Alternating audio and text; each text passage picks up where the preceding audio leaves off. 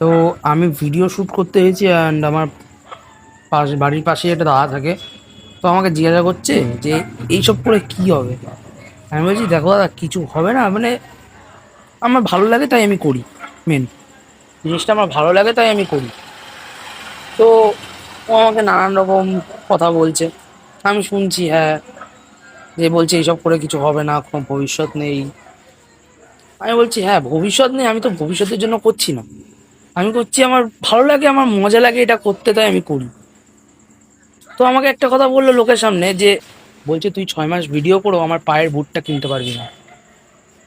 তো কথাটা শুনে একটু খারাপ লাগলো।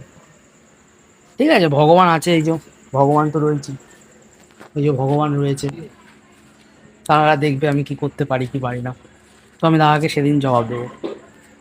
আমার মনে হলো তোমাদেরকে এই কথাটা শেয়ার করি, যাতে তোমরাও ভিডিও করো, কিন্তু আশেপাশে অনেক লোকে অনেক কিছু বলবে, ইগনোর করে দাও, জাস্ট ইগনোর করে দাও। তো গুড নাইট সবাইকে।